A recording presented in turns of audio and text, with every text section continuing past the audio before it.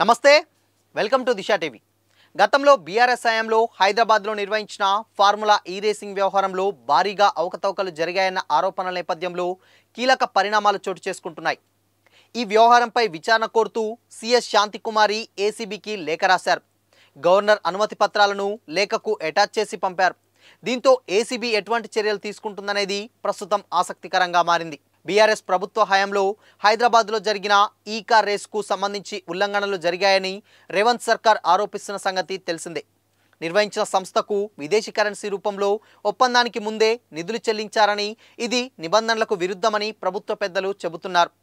సంబంధం లేని హెచ్ఎండిఏ ఒప్పందం చేసుకోవడం, ఆర్బీఐ ముందస్తు అనుమతి లేకుండానే 2 దఫాలుగా 46 కోట్లను విదేశీ కరెన్సీ రూపంలో చెల్లించడం వివాదాస్పదంగా మారింది. అప్పటి మున్సిపల్ శాఖ మంత్రి కేటీఆర్ మౌఖిక ఆదేశాల మేరకు హెచ్ఎండిఏ నిధులు మంజూరు చేసినట్లు తెలిసింది. కాగా ఈ వ్యవహారంలో తాజాగా కీలక పరిణామం చోటు చేసుకుంది. ఈ కార్ రేసింగ్ నిధుల దుర్వినియోగంపై ఏసీబీకి తెలంగాణ సీఎస్ శాంతికుమారి లేఖ రాశారు.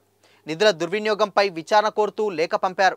ఈ వ్యవహారంలో పలువురు ఐఏఎస్ అధికారుల పేర్లు తెరపైకి రాగా, మాజీ మంత్రి ఎమ్మెల్యే కేటీఆర్పై ఎఫ్ఐఆర్ నమోదు చేసేందుకు గవర్నర్ అనుమతి కోరారు. గవర్నర్ అందుకు అనుమతి ఇవ్వడంతో తాజాగా ఏసీబీకి రాసిన లేఖలో గవర్నర్ ఇచ్చిన అనుమతిని జతచేసి పంపారు. దీంతో ఏసీబీ ఎటువంటి చర్యలు తీసుకుంటుందనేది ఆసక్తికరంగా మారింది. సీఎస్ పంపిన లేఖ మేరకు ఏసీబీ కేసు నమోదు చేసే అవకాశం ఉందని, ఆ తర్వాత కేటీఆర్ను అదుపులోకి తీసుకోనని ప్రశ్నిస్తారని న్యాయ నిపుణులు చెబుతున్నారు. మరోవైపు ఈ వ్యవహారంలో కేటీఆర్ జైలుకు వెళ్లడం ఖాయమని తెలంగాణ మంత్రులు అంటున్నారు. కేటీఆర్ చేసింది పెద్ద తప్పు అని, ఆయన జైలుకు వెళ్ళక తప్పదని మంత్రి కోమటిరెడ్డి వెంకటరెడ్డి జోసెన్ చెప్పారు.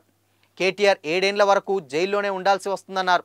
ఆయన చేసిన తప్పును న్యాయస్థానంలో బెయిల్ కూడా రాదని మంత్రి జోసెన్ చెప్పారు.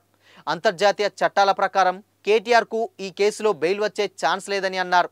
కాగా తనను అరెస్ట్ చేస్తారంటూ వస్తున్న వార్తలపై కేటీఆర్ రీసెంట్గా స్పందించారు. ఈ ఫార్ములా ఆ ఫార్ములా అంటున్నారని, ఎవరినైనా జైల్లో పెట్టాలని చూడడం ప్రభుత్వం చేయాల్సిన పని సరికాదన్నారు. ఈ కార్ రేసింగ్పై తాను చర్చకు సిద్ధమని, తాను ఎటువంటి తప్పు చేయలేదని, అసెంబ్లీలో చర్చకు సిద్ధమా అని రేవంత్ రెడ్డికి సవాల్ విసిరారు. ఈ ఫార్ములా రేస్ కారణంగా హైదరాబాద్కు మేలు జరిగిందని కేటీఆర్ చెప్పుకొచ్చారు.